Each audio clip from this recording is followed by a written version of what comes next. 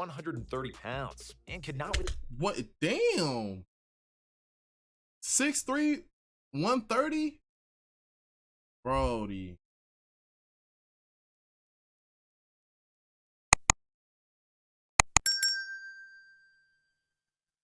You too was good. Wando here with another video, another banger. Fire y'all, hit it y'all way, you know what I'm saying? What's good with y'all, man? What's going on with y'all today? We got Pistol Pete, bro. Now I ain't gonna lie, this is before Michael Jordan and Larry Bird, bro. This was like what, the 70s GOAT? I'm a youngin', so y'all gotta tell me for real. But this is definitely the 70s GOAT. But look though, how good was Pistol Pete? We gotta find out. But before we get into all that, bro, make sure y'all subscribe, comment what y'all want to see next, and like the video for me, bro. That's all I'm asking. Let's get straight to it. better known as Pistol Pete, was one of the best NBA players of the 70s, a dribbling magician, outstanding shooter, and arguably the greatest NCAA player ever. Pete was playing a brand of basketball 40 years ahead of his time, and players today can't even do some of the stuff the Pistol did in the 70s. Hey, why the quality look kind of better than what I be usually reacting to? Larry Bird. The 80s, the 70s quality look a little different, bro. Am I tweaking? Let me know if I'm tweaking, bro. Here's the career retrospective of Pete Maravich and how his showmanship influenced future NBA stars, who stole a lot of their moves from the Pistol. Early life and the origin of the Pistol. Pete Maravich was born in 1947, and basketball God, 47? was in his blood. His father, Press, was a professional player for 2 years in the NBL and BAA, two leagues that merged and became the NBA in 1949. Press then started coaching, and because of his job, the Maravich family had to move a lot. The only constant for Press and his son Pete was basketball, which was a dish served for breakfast, lunch, and dinner. While Pete was only an infant, he already started dribbling, and by the age of 7, he started playing organized basketball. When Press Maravich coached at Clemson University, he would always bring Pete to practices and games, and the two would always talk about basketball in some shape or form. Pete would dribble the basketball on his way to school, while he rode on a bike. Oh, so bro was really like a highlight reel before that was even a thing for real. He was already dribbling the ball like crazy, as y'all already seen. And even slept with the ball. At the age of 12, he was practicing up to 10 hours a day. His father taught him the fundamentals, but Pete loved basketball so much that he started improvising, and countless hours in the gym all alone gave birth to some of the most spectacular moves the NBA has ever seen. But more on that later. As a freshman, Pete started playing for Daniels High School in Clemson at the age of 14. You wanna know what I wanna know? My bad. But what was the thought process behind all this? Because he never seen behind the backs and tween. Like, what was he wanted to get really creative with that ball for real. Like, it take a special person to even think of something like that, bro. For real. Not unless he already seen somebody do it. Or his pops, you know what I'm saying?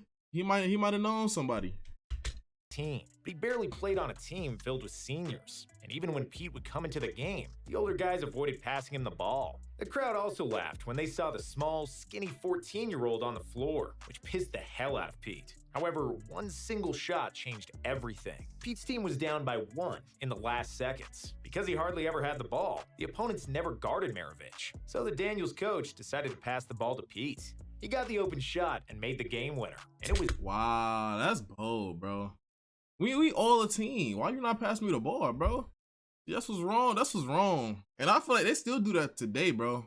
They still do that. Bro, just because he's short, bro? What that mean? He'll give you a cup right now.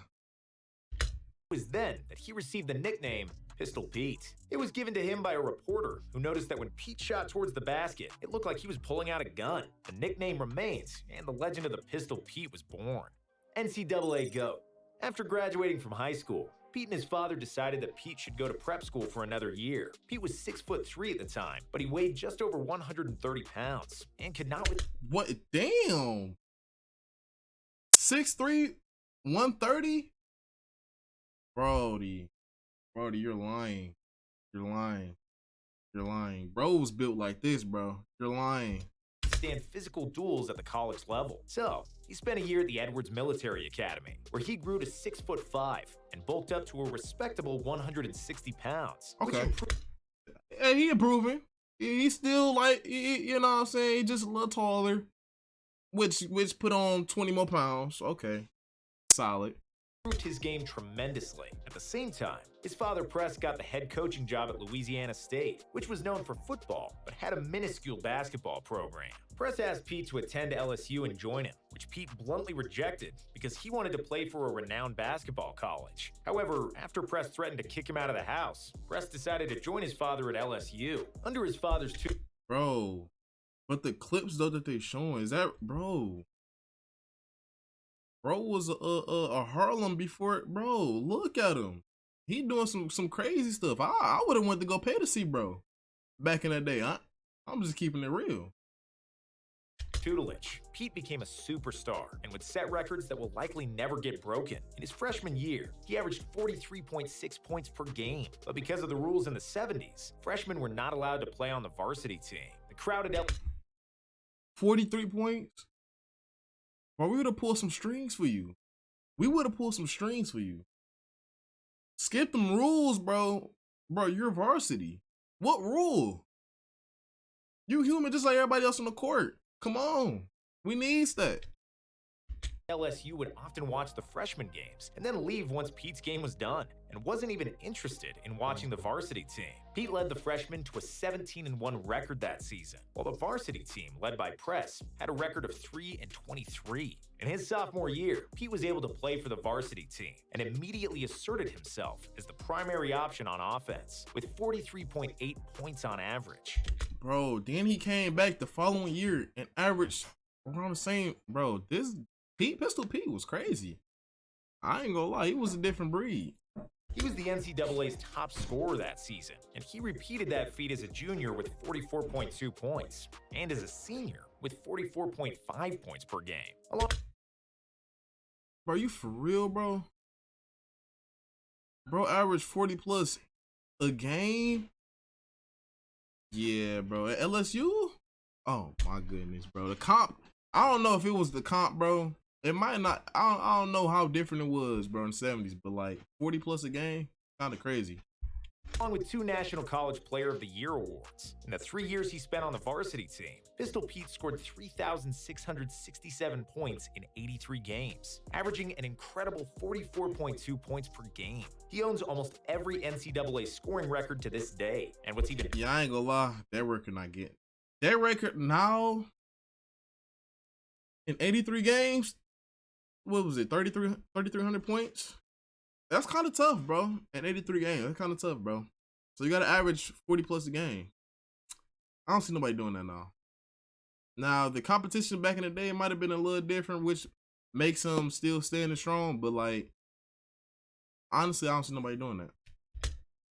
Even more impressive is that he broke all those records in the era without the three-point shot. Former LSU coach Dale Brown charted— Wait, and we got an advantage because he was taking all twos.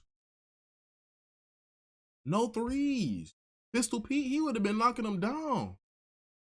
every shot Maravich scored, and because he shot many jumpers from long distances, Brown calculated that Pete would have averaged an astounding 57 points per game if his long jumpers counted as threes. A globetrotter in the NBA, most known player in the country by the time he finished college, and he had plenty of options where to continue his career. He was contacted by half the ABA teams, many NBA teams, but also the Harlem Globetrotters, who offered Maravich $1 million to join them. Around that time, I know a Millie was something. A Millie was probably a Billy. Back then. Ooh.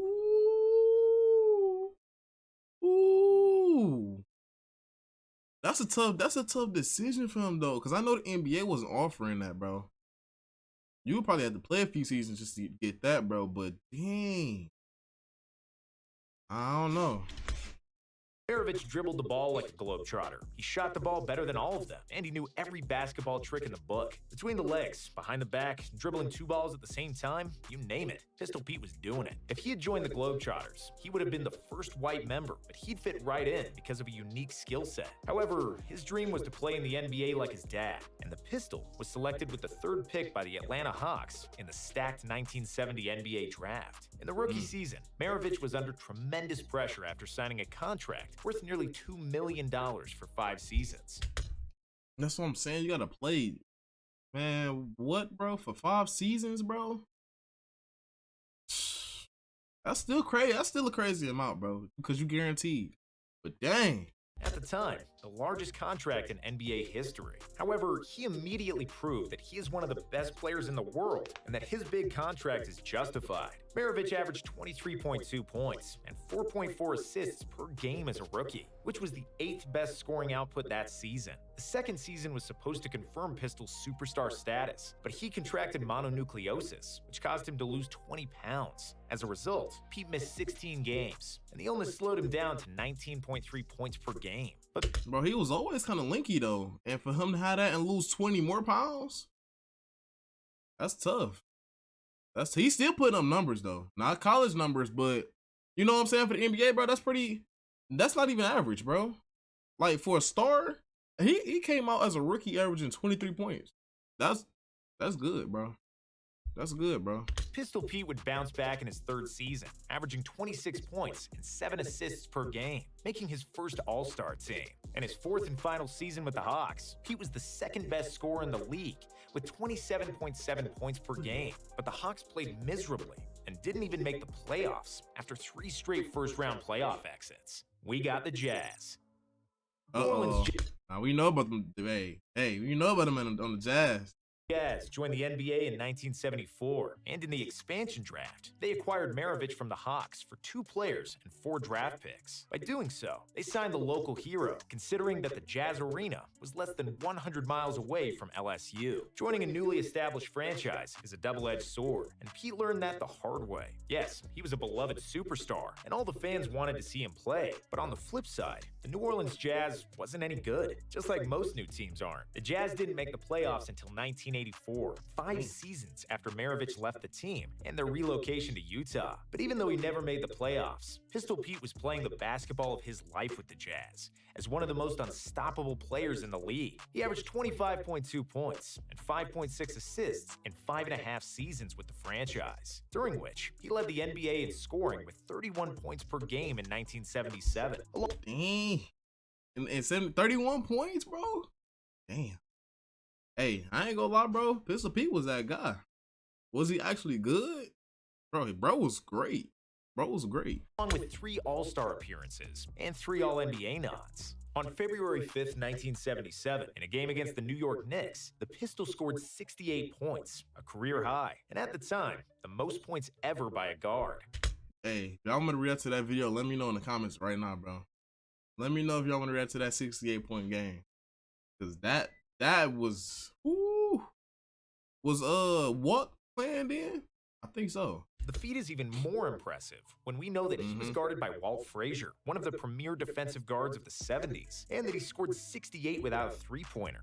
In 1978, Maravich played the best all-around season of his career, averaging 27 points, 6.7 assists, and a career-high 2 steals per game. He would have probably led the league in scoring once again, and likely even pushed the Jazz to the playoffs, but he unfortunately injured his knee halfway through the season. Oh, I ain't gonna lie, that looked bad. Oh, that looked bad. Bro had the brace on. Was forced to miss the final 32 games of the season. Before he got hurt, the Jazz had a winning record due to a 10-game win streak. After Maravich went down, they lost 8 in a row, and their playoff hopes were shot dead. Unfortunately for Maravich and the Jazz fans, knee injuries plagued Pete for the rest of his career, as he only played 2 more years in the NBA. After the Jazz moved to Salt Lake City in 1979. But what happened though? What was the knee injury? Was it, dang, bro? That's kind of messed up to hear, because he only played, like 7 seasons, 8 seasons now, so he still had time. They traded Maravich mid-season to the Celtics, where he teamed up with rookie Larry Bird. It was the first NBA season with a three-point line, and Maravich immediately proved what kind of a shooter he was. The Pistol shot 67% for 3 in his final year, with bad knees that severely hampered his movement. Legacy. Nah, I ain't gonna lie, him and Larry Bird, that story was kind of funny, bro. Larry Bird wasn't taking none of that. Larry Bird told him basically, get off, this is my team now. But dang, bro, they ain't tell me what happened to his knee. That's crazy. Pistol Pete was a basketball savant, and he played basketball 30 or 40 years ahead of his time. At the time of his retirement, he had by far the best handles in NBA history, and many of the greatest ball handlers took many pages out of Pete's ball handling book. He was a trendsetter that inspired generations, and if your favorite ball handler didn't learn from the pistol, they likely stole some moves from someone who stole from Pete. That LaMelo Ball underhand full-court pass, Maravich did that in the 70s. Magic Johnson's around-the-back defender freeze and then pass, Maravich did that too.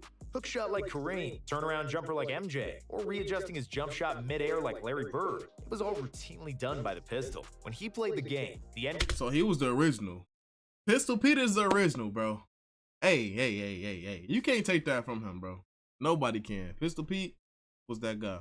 NBA was dominated by centers like Wilt Chamberlain and Kareem, and guards like him were unicorns. Other than Jerry West, nobody else attempted that many jump shots, let alone made them with great accuracy. With an unbelievable floater and layup game, finishing with both hands, killer handles, and the ability to both score and pass, Pistol Pete is most often compared to Steve Nash, a guy who came to the NBA 16 years after Maravich retired. If he played in a three-point era, he would likely average around 30 points per game, and if he played... Yeah. If they definitely had a 3-point line when NBA first started, he would have been good. Cause I mean, y'all seen in the clips, bro was shooting deep middies, which would probably be considered the threes for sure. But I'm saying if the 3-point line was there, he would have for sure been shooting behind that line. Played in a better team, he could have easily been an MVP multiple times and won a few championships. However, Pete didn't have the best of luck in his career and life. In one interview in 1974, Pete said, "I don't want to play in the NBA for 10 years and then die of a heart attack at 40. But unfortunately, that's precisely what happened." That's what, bro? Oh my, he said that, bro, and it happened? No, that's crazy work. And then die of a heart attack at 40. But unfortunately, that's precisely what happened. His NBA career was cut short after 10 years due to knee injuries. And in 9 of 10 seasons, his teams had a losing record. And then in 1988, almost like he predicted it, he died of a heart attack at the age of 40 when he was playing pickup basketball. An autopsy revealed the cause of death to be a rare heart defect. He had been born with a missing left coronary artery. He lived for basketball, was a gym rat all his life, and ultimately died on the court. His last words were, "I feel great." Wow, that he had a good story, bro. Pistol Pete definitely had a good story, bro. Wow, it must have been God's plan for bro.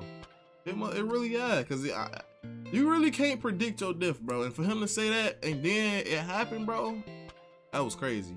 But I really enjoyed this video, man. If y'all enjoyed it, give it a thumbs up. Man, make sure you subscribe, bro. We on the road to 1,000 subscribers, bro. Listen, we on the road to 1,000. Let's go get it. But no, though, on a real tip, though, Pistol Pete was actually good. He was far more than good. He was great, bro. He was putting up numbers before people ain't probably even know about these type of numbers, bro. He was putting them up there. Man, like I said, bro, go ahead and thumbs this up for me, subscribe, bro, and we out. On to the next video.